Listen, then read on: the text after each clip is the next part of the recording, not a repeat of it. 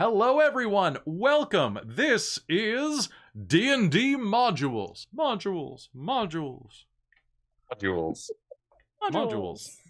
All right, so today we're talking about D&D modules. If you are brand new to Dungeons & Dragons, modules are a fantastic way to get you into the entire world of Dungeons & Dragons. Why? Because writing a story can be very, very hard, particularly if you are new to the hobby, or hell, modules are great because they're like a microwave dinner, or like a pre-mixed dinner, or like ordering out, because you didn't have to cook it. Sometimes you don't have time to cook, right, Krista? Like sometimes you're hungry when you get home and you just want some food, right, Chris? Robin, sometimes you just want the craft dinner or macaroni and cheese in the cupboard because, damn it, you worked all day. I worked all day. I have stream in a half an hour, and I don't have time to make food. That is an amazing bowl. This was my cauldron of ramen that I made on the last panel because it's the only panel I wasn't in today. I want a cauldron. God. I want a cauldron of... Where did you get that cauldron? Yeah, I got this at Michael's. It is for baking. You can bake in it. It is oven safe. At Halloween, but they're only out at Halloween. So when the next time they come out, can you get me one? Absolutely. All right, that sounds pretty great. Oh, keep an eye out for you. Okay. Witch's cauldron. So, what is a module? A module is a pre-written adventure. That is basically what it is. So feel free to drop any questions or comments in the chat. We will go through this. Ooh, I forgot to open my chat window. Oh no, I didn't. I'm a genius.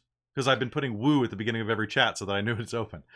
All right, so folks, we're going to start going through these modules. We'll talk very briefly about modules that we're presently running, which are Wild Beyond the Witchlight and Call of the Nether Deep. We're not going beyond surface level on those because I don't want to spoil anybody. These two over here are in both of them.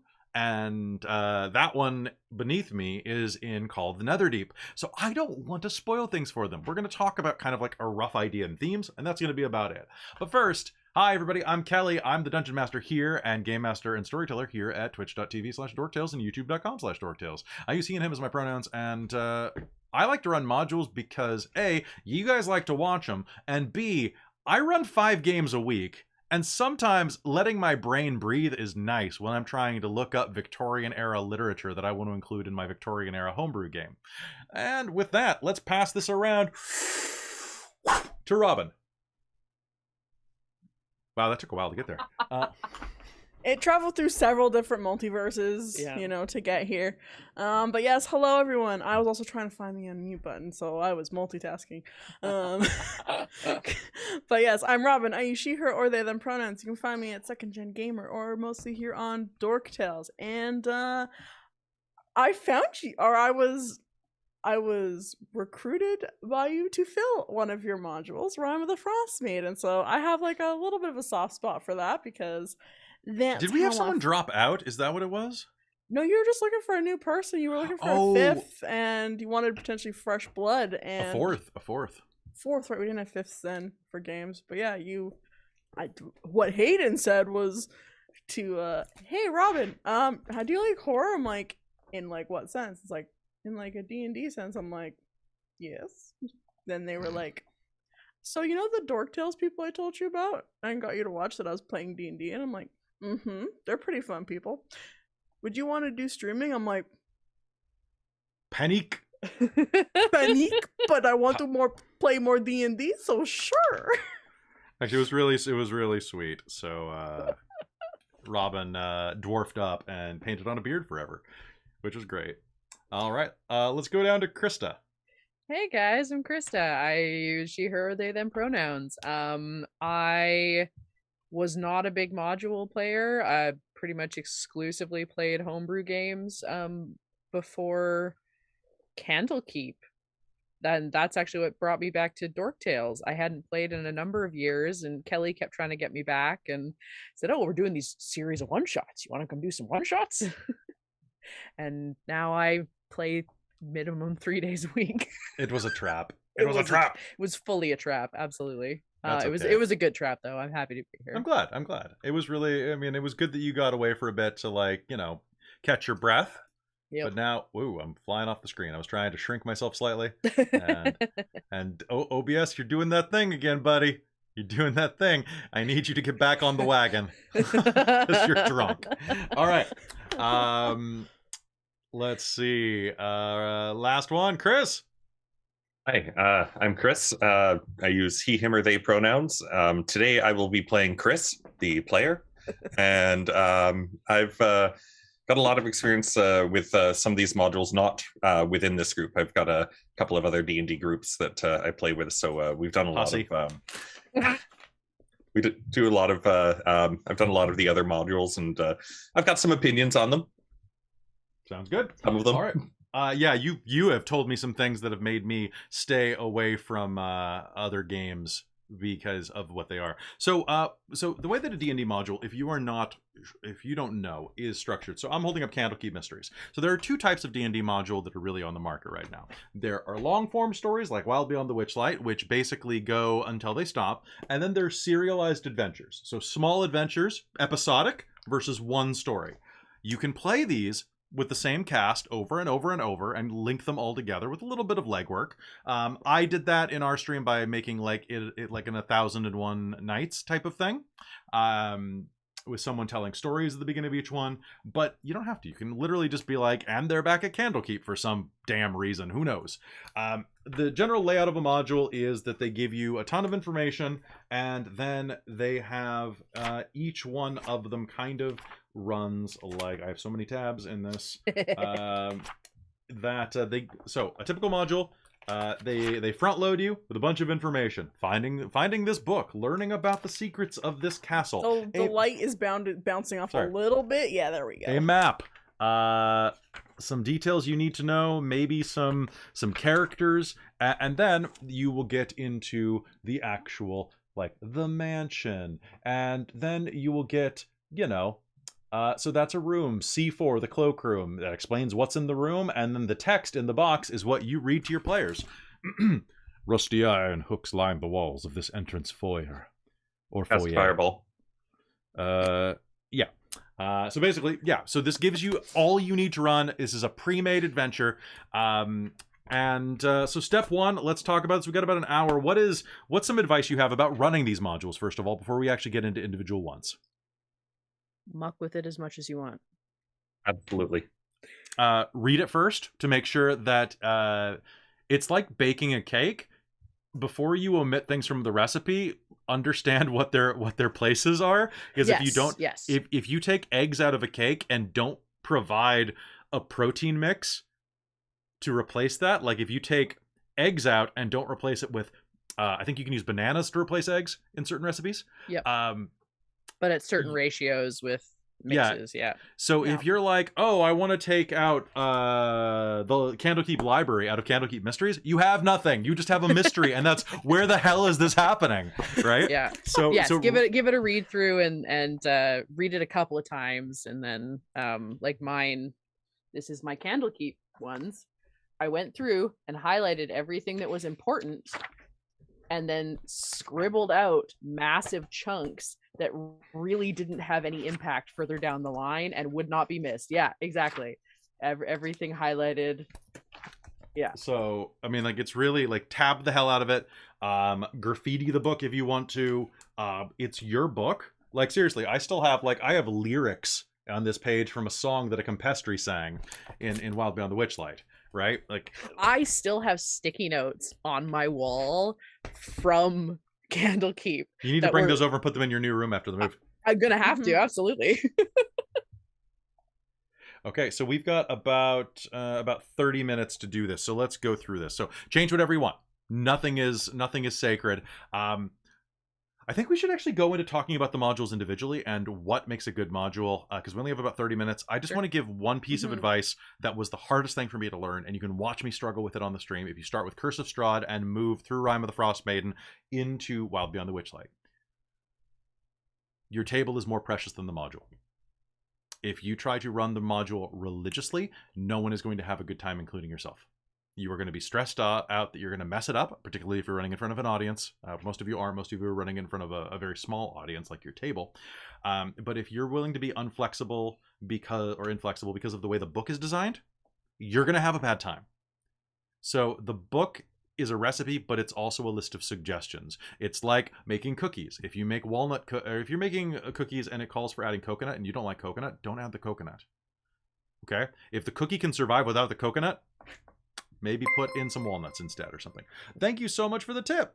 Oh, thank you. Oh, I also thanks. think of Barbosa. The rules are more of guidelines anyway. Exactly. That is 100% it. All right, so let's talk about some of these books. Do we want to talk about them in order, or do we want to talk about them in terms of? Let's go reverse order. So let's talk about the ones that you don't really want to say a lot about, like Sure. Call of the Nether and Witchlight, and then we can go more into the other ones. Okay, so should you play this module, Wild Beyond the Witchlight?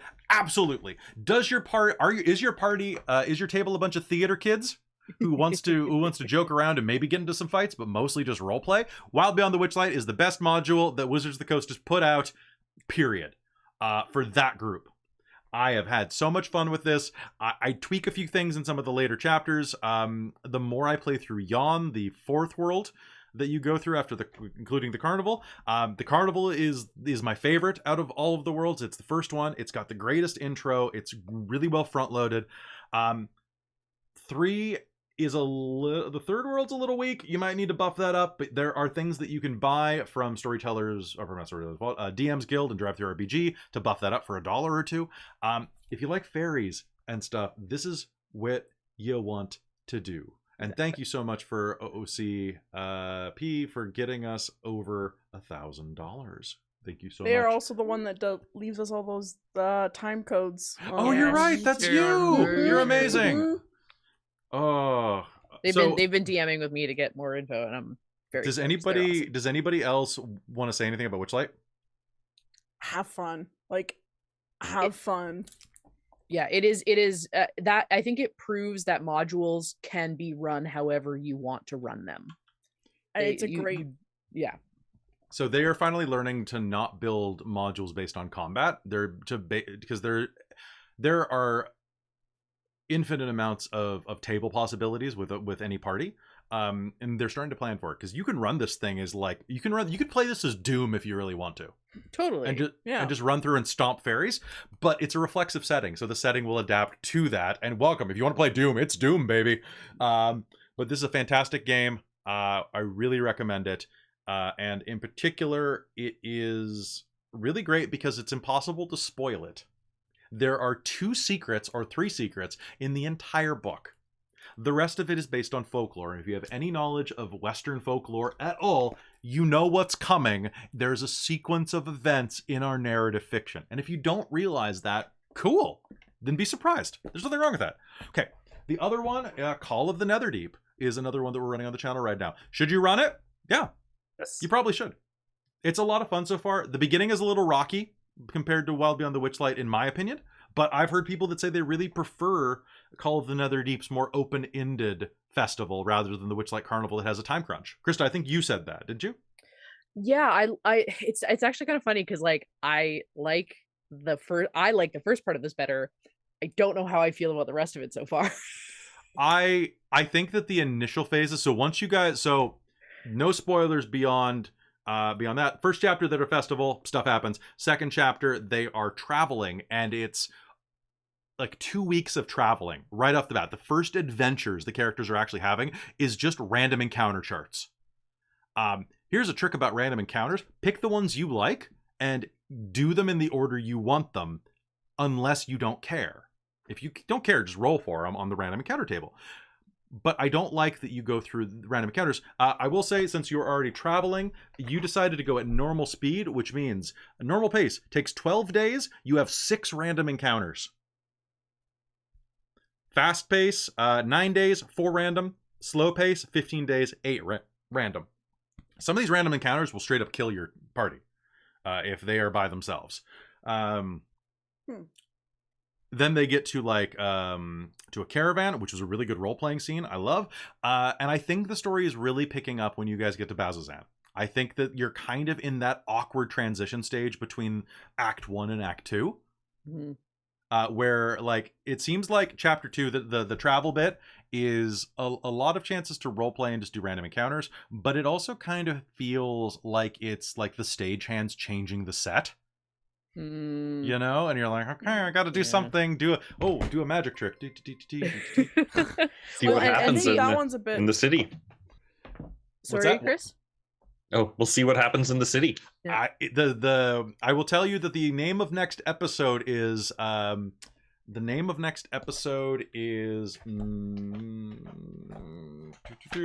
because I like to name episode Child in the City. Hot down, summer in the city. No time for pleasantries. Oh, amazing. Okay, What let's did you say, Robin? Oh, I was just gonna say quickly. I think it goes a lot with I think we were talking about with Blackwater D&D, where they're talking about like forming and reforming, and I think this is the part where we're like forming our party and relationships with the other, and we had to a bit reform. So I think there's like that slight awkward phase, and now that we've kind of bonded, I think it might set up with the actual adventure. So I'm looking forward to Bazzoxan to see how we. I was gonna say, I feel like for Witchlight is, you can play it however you want, whereas I feel like, and it'll still be enjoyable, it seems, whereas I feel like Netherdeep, if you had a murder hobo party or some kind of like non-roleplay types, I don't think they'd enjoy that module. I think you need a specific group to enjoy Netherdeep so far, and then maybe I'll be different at the end, but that's my current feel of it. The best explanation for Netherdeep I've ever heard is that it's the best Dragon Age module ever. I love Dragon Age. Yeah. This is, if you go in with that mindset that it is a Dragon Age game where it's like there's a plot point, then you're gonna go grind XP, and then there's a plot point, because that's what the travel is really. It's just trying to get you to level 4, right? And it's trying to have some action and adventure. But if you go into it with the video game mindset of like, oh yeah, you're having your traveling adventures, and then there's the big plot spectacle, it has a video game vibe. It really does. And unlike this module, Rime of the Frost Maiden, which was their first attempt at second attempt at a horror module. Except they didn't do it right, in my opinion. Is this a good game? Robin, you played all the way through it. Rate it out of 10. The first half was fantastic. I loved the 10 towns. Once we actually got into the plot, it was meh. And then the end was like off the cliff. For me, personally, as the non-magic player. Okay, it was really shitty for that. If you play this game, play something with magic. Period. Wizards are going to have the most fun in this game, followed by sorcerers and warlocks, and maybe clerics. But play an arcane caster first in this. Okay? All of the end game involves you, and if you're playing a straight up fighter, or straight up barbarian, or someone who doesn't... It's amazing. What? I played a barbarian when my other group went through that. I actually did enjoy it. I got to a certain secret, and so I ended up doing the rechanging the character concept a little bit and doing the shape-shifting Did you finish barbarian. The game? Yep. So did you enjoy the okay, there are going to be some spoilers from here on in. Did you enjoy the necropolis and all that? It wasn't too bad. The character, I was definitely playing that like really brash, like rush into things character, and I forget how I got it, but I basically had spider climb, so I kept on like running up the sides of the buildings and looking in the windows and kind of scouting it out for everyone or getting into trouble. But did you enjoy? Okay, huge spoilers. Did you enjoy the lich fight? Because I did not get a single hit in that lich fight because the fucker was 20 feet in the air the entire time. It's because you didn't have any way of reaching, right? Except for like maybe throwing axes. Nothing. I did literally no damage or nothing in that fight. You killed Oral 3 times though. I did kill Oral 3 times, which was great. But that fight, I absolutely hated that episode that we did because I was so useless as a player. I absolutely hated it. I felt I had no player agency, and that's where I felt a lot in that might be my fault partially. It might have been your fault partially, but for me, the whole Magic City, I felt took away a lot of my ability to play Vistra. But that might have been how I was playing. Maybe it's a bit different, the experience that I had with that, because the group that I play with learns the characters and what the other parties are capable of. And so in a situation like that, it would do something with someone using like telekinesis or something like that to bring it down so the heavy hitters could hit it. And working together a lot and making choices in the class to work together, like with their abilities, so to help cover each other for that sort of thing. I definitely, they are not as heavy as a role-playing group. But they do think about like, oh, okay, like, you know what, this will help everyone else out here. And one thing that's absolutely great about the group that I was doing with, they try and make sure that like, oh, hey, I'm not going to take this thing even though it's really cool because it'll mess up this character and this character's tactics and vibe. Okay. But I didn't have that much of a struggle with that as the barbarian in that. Okay. So yeah, work together, have collectivism. What is the strength of Ram of the Frost Maiden? Super quick, like what do you think? I like the sense of isolation. The sense of isolation and kind of pulling your party together is really interesting here because you're living in like a frozen hellscape, basically. Like if you've ever seen the movie The Thing, it has that type of vibe to it. The weakness of it, in my opinion, is that that theme gets stretched a little thin, and in the final acts, it kind of goes a little bit off the rails. Like, if you're going to run this game, you will need to find a way to connect the final chapters to the early chapters in a way that is more narratively cohesive.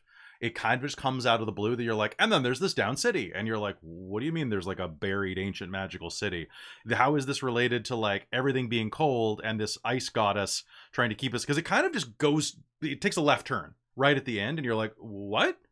That was a bit weird. It was a bit weird. So what I did, and one of the, if you're ever going to run this, look up the Levistus Fixed.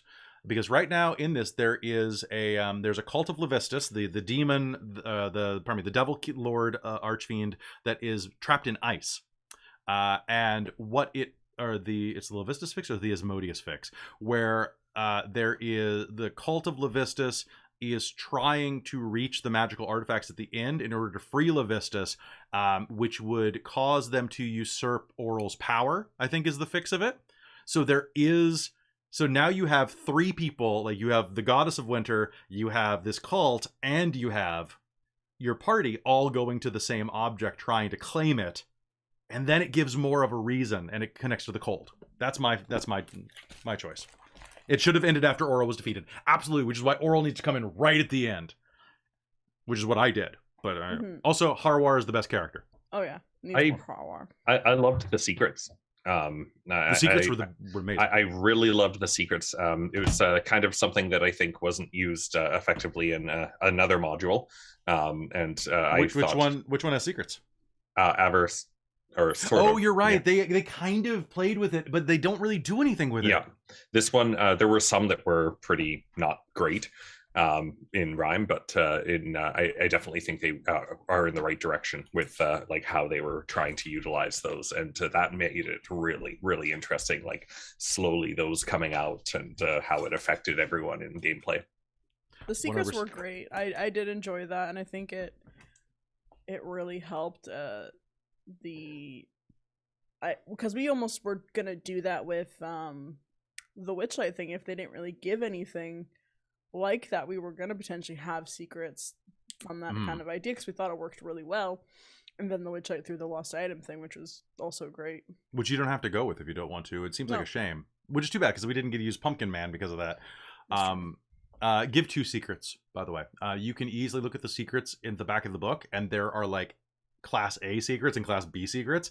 Class A secret is like, I'm secretly a Duragar with a shotgun arm. And then like Class B secrets are like, I have an allergy to shellfish. So separate them and give 2 of them. And let your players redraw if they hate something. Originally, Callie was an escaped halfling illithid experiment from the moon or something like that. And I gave her that secret, and she's like, I can't make this work with my concept. Like, I don't want to play this. This is like not fun for me. And I was like, all right, cool. And then she ended up as a spy. And then that became way cooler for her, right? So be flexible. Okay, let's go through some other ones. So Chris, you've played Descent into Avernus. Yes. Or Avernus. Is it Avernus or Avernus? Avernus? I'm not sure. So what's your opinion? Worth playing or not worth playing? It was okay. I actually, you know what? I did enjoy it. I had a lot of fun. Again, the group that I was with was the same one as the other time. Like, we were pretty good with tactics, but also like lots of people doing like weird role-playing shenanigans. Like one of the characters added their own fears into things that came up, and I had a good time with it. I'm interested to see the DM that I would game with, he often does add his own kind of things into it, which to try and make things more smooth. And one of the things that I like is he'll oftentimes let us know, like afterwards, like different ways that things could have gone, and that there were like kind of other paths and whatnot. So and sometimes I find that really, really interesting, because there's bits of lore information in the books that there's like no way the players would ever have, but it's just like, oh my god, that's so cool. Like, and I like that he shares that, and it's not just for the DM. But I hear there's definitely a big divergent path that I'm hoping when I can eventually see how that goes. Because I will eventually run this on the channel, probably. We'll see how this goes. It might be placed, Spelljammer might happen instead in the short term. I got to figure out my schedule for that. Would you suggest this be ran? Is there anything about this you would suggest changing? Like, what about this do you think would not be fun for the stream? For the stream, I would do more with the secrets and make them more impactful. That's something that I didn't like about that before the other group did Rhyme, was it didn't really feel like it had much of an impact on anything. Like, you had them and at the beginning, and it was just like, oh my god, this is going to be such a big deal, not knowing anything that's going in it, and it's like had very little effect. I personally found in the group that I was playing, and which is why I was so happy with what happened in Rhyme. Can I ask you a quick question about Avernus? So at the end, it's a minor spoiler to anybody who's going to end up playing it, but it ends up like with Mad Max, where you get like hell cars and drive around. Was that fun, or was it just kind of like a bit tedious? Because a lot of vehicle combat and stuff can really be a pain in the ass. And this is one of my worries, is because I've got a bunch of players who are like, I really want to play that. I really want to play that. And I'm like, as a DM, I don't really want to run that. That seems like a lot of mental, like at my ADHD brain is like, that's a lot of things to keep track of. We didn't have too much of that in our game. I don't know if that was one of the things that the other DM helped take care of, but he made it really interesting when it did happen. I can think of like maybe 3 or 4 encounters, and like how we did that, and it was actually kind of fun trying to like hijack a bigger like thing and whatnot, and it definitely felt very epic. Nice. And it wasn't actually something I thought I was going to enjoy about it, knowing about that, but it didn't feel like it was bombarding and all encompassing. It was just a neat little thing that kind of added to it, a fun little different way of doing things, and nice. I ended up enjoying it. All right, Krista, let's bring you back into the fold. Candlekeep Mysteries, worth it? Strengths and weaknesses. I think it's worth it if you are wanting to just do a bunch of fun adventures with friends. I feel like Candlekeep Mysteries is something you should have in your back pocket if you run for a group that occasionally not everybody can show up.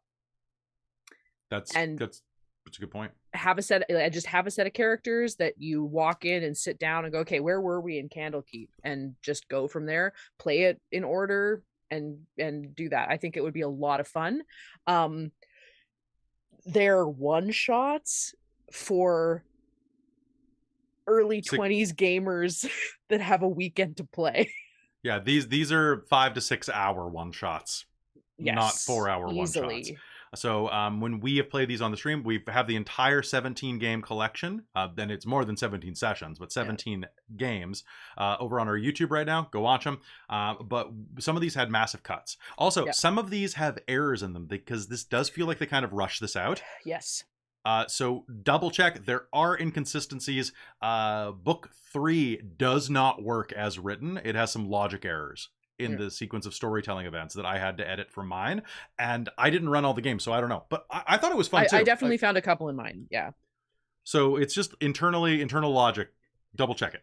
Yeah, I think it's a great idea, and I think it's a, like earlier we were talking about like the very first panel talking about if you want to be a DM. I think that's a great way to again test waters out if you want to try to be a DM. Is pick up a small module. If it's going to be 4 to 6 hours with players, or 6 to 8, like however long it is, you can have that opportunity to even switch up and do like a round table with like your group. If you're the forever DM, that's a great opportunity to go, hey guys, how would any of you feel like trying a couple of these games out? I'm a bit tired as DMing. We're doing like all these different campaigns.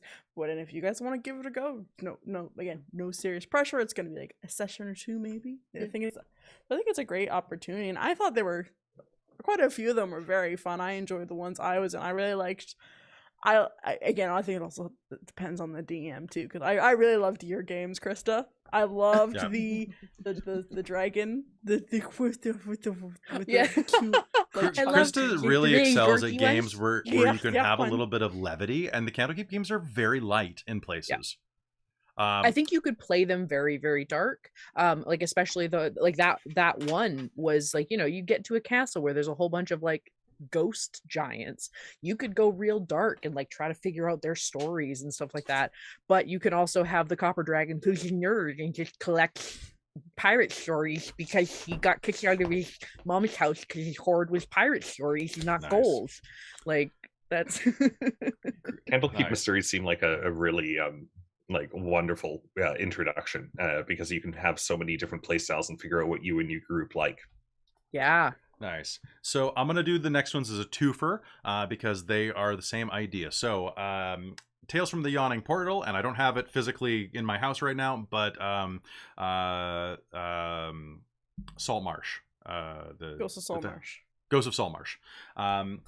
Both of these are multi-module games, or pardon me, multi-game modules. This Tales from the Yawning Portal has 7 modules in it from the history of D&D. Ghosts of Saltmarsh is the same, but they're aquatic themed. They are really interesting, and the thing that you need to know about them is that they are adapted from older editions of D&D. Some of the stories are 20, I think 30 years old in some cases. That is a problem in some ways. They have adapted them to 5th edition, but in some cases, at least in Ghosts of Saltmarsh, maybe not as much here, because I haven't ran through all of them, but in Ghosts of Saltmarsh at least, some of the adaptations have adapted for rule set, but not for modern play sensibilities. And that is something that you're going to come up against with these campaigns that have been constantly revised over the time. I'd suggest get them. I think out of the two of them, Yawning Portal gives you 7. Saltmarsh gives you 5. I think it's a better book. You get 2 more options. That's 2 more chances for them to mess up and still pull off a good book. Whereas Saltmarsh, the first story's good. The second story's okay. And it's got some problems, particularly underground tunnels and stuff. They're okay. On that kind of topic, I think the opposite. I'm really interested to see the Radiant Citadel. Because I want to get basically Candlekeep. Yeah, and we can run parts of it on the channel. We're not going to do a whole run through, but if I think we want to run run on like Extra Life or something might be fun. Or even just some like backup games. Yeah. Now that we're talking, I'm going to skip through that though, because some of us have played it. Robin, you and I played through Ghosts of Saltmarsh under Amy, and like it's good. I ran Ghosts of Saltmarsh for an Extra Life for all of us, and we got to like chapter 2 and then just did our own thing. Yeah. So talking about games from the past that have been brought back from the dead, we must talk about The Vampire in the Room, Curse of Strahd. Okay. Curse of Strahd is another module that came out in the 80s and has been revamped. Literally, they called one of the versions the revamped version, over and over and over and over. Curse of Strahd is everyone's favorite book in D&D. It is one of the highest ranked module. It is the king or the count of all of these games. I'm going to talk about it for a sec, then I'm going to pass it over because we have less than 10 minutes left. I think it's a fine book. I think that a lot of parts of it don't stand up to 2022, and that's not me being woke. That's me saying I ran this game and I had them find out about Strahd's like dark backstory, and my players, you can watch the episode, would not stop laughing for 10 minutes of screen time. I couldn't get them to stop laughing because they just kept giggling about, and this is a direct quote, he's a fucking incel.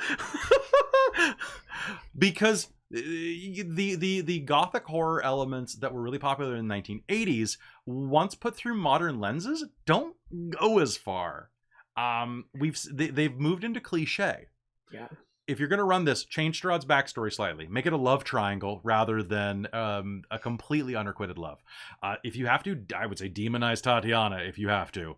to make it that Strahd got screwed over, and that's why he's evil. But you got to give him a better excuse than, but my brother was young and handsome, and I was crusty and old. I think one of the things that I was watching one of the episodes, and the trap, the swinging down like Strahd, that was just, I laughed so hard. This is literally in the book. If you're going watching through Castle Barovia, there is, right before you go into his chamber, you're going through there, and Chris and Krista, I'm gonna find this. You talk about Strahd. Keep going. I'm very. I know it's an older book, and then for all I know about it is you guys. Have you played it, Chris? It's it was again an interesting game. I loved the fact that there seemed to be like just a little bit under the surface of everything if you looked into it a little bit deeper. Again, I haven't read the book, and it might have just been things that the person running it just added in. But it seemed interesting that there was a lot of flavor behind things if you looked at like basic things around the adventure. The least fun I had at it was actually in the castle. And like at the end there, but there were a lot of things throughout the setting and the environment that were like kind of slowly corrupting influences on some of the characters, and it was a lot of fun to play. And I found it is very slow. It is a very slow build game. If you want something that's really action packed, it has places, but it is a slow gothic story. It's really good. Don't get me wrong. But as someone who runs for an audience, it's a bit slow to ask people to invest what probably should be about 40 or 50 episodes worth of length to get everything out of this. I did it in 20, I think, because I was just getting really tired of doing this. It really feels like a grind. And you have to make sure that everybody is really down to play the long form gothic story. Because there is tons of stuff just beneath the surface. I'm looking for it. So basically, I feel like that's also a thing with modules for our purposes, right? Like I feel like a lot of the Candlekeep games, a lot of the stress we had with it was that they didn't fit into our one shots, and I think a lot of the modules, like I feel like the only parts I've had like problems with in the modules I played have been like, well, if we'd had time to sit down and like spend an extra 2 hours just like shooting the shit with this NPC, it would have been so much better. Like, you know, I feel like I missed out on this, but it's because of the performative aspect of what we do that we kind of miss out on that homebrew or that like home game kind of thing, right? Around the table stuff. It is something that I think I've gotten from some of the other games, like outside of it, where there's not a time crunch or anything, and you can completely go off kilter. Like the group that I'm in on Sundays with right now is doing Storm King's Thunder, and there's been so many times where the dungeon master is like, "There's so much like available. There's a write-up for everything, and it seems like there's so many little plot hooks that we've just been wanting to steer and go towards that have nothing to do with the adventure." And like having something a little bit more open sandbox for that is it's been interesting. So many failed Chekhov's guns.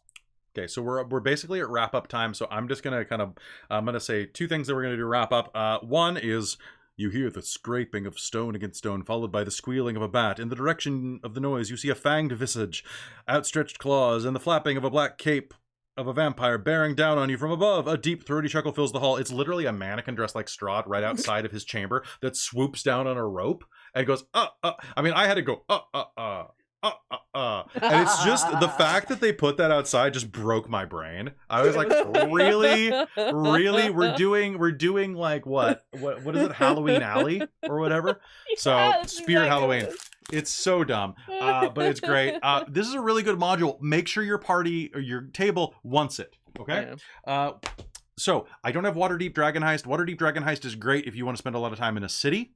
And your characters are down for it. No dragons are actually stole. Dragons are coins. That's the disappointment of that one. Worst. And it leads to Dungeon of the Mad Mage, which Chris has told me enough that I never want to run it. If you want a grind with a lot of things that your players will never find out, because it's full of things that apparently are only DM knows, like behind the scenes. It is just a very long ride. I actually really enjoyed Dragon Heist, but Dungeon of the Mad Mage, not really my play style. Okay. I have attempted Dragon Heist twice, Mhm. and I both times vastly different parties always get stuck at the inn and are like, we just want to run the inn. Can we just run the inn? Yeah. So Can I just run the inn? So and then there's also, of course, Horde of the Dragon Queen, and other thing which has a brutal beginning. Like it's really easy to nuke your Be party. prepared for a TPK. Okay. Like there's instant death. Strixhaven, which has some. I don't know. Maybe we'll find out someday. What's in it? All through the book. Yeah, it looks fun. Then what I would really suggest is the D&D modules have one fatal flaw that you need to know about before we stop this, and it's donate to find out. No. Tip. I will tell you the one secret to D&D modules that I think is a game breaking thing. I'd love it if you could tip to help support the channel below, or join our Patreon if you're watching this on YouTube.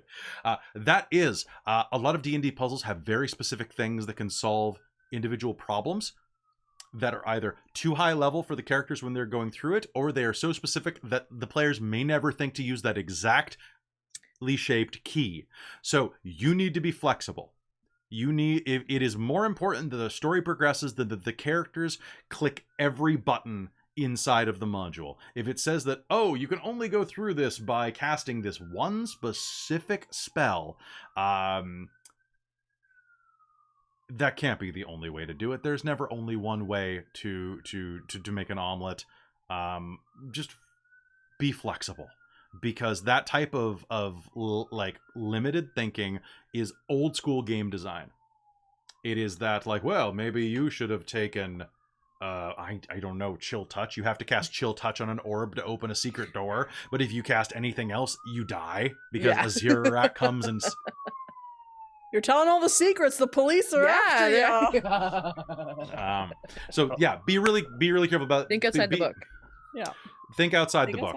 Think outside the book. On that note, if you are going to be running like a bigger module that goes over many things, research it online. Like research like what other people, like some of the actual plays here have done, or like just what other people do and fixes and problems that they've had running it, because it'll prepare you for something you might miss when you're looking over it. And a lot of the things that other people have done with it can change something from being like, oh, this was kind of a little bit lame, to, oh my god, this was so much fun. Like it's research it if it's a long research one. it, because other people will bring other things. The very last thing I'm going to say as we go out is that lots of systems have modules. The best modules I have ever seen come from first edition Pathfinder.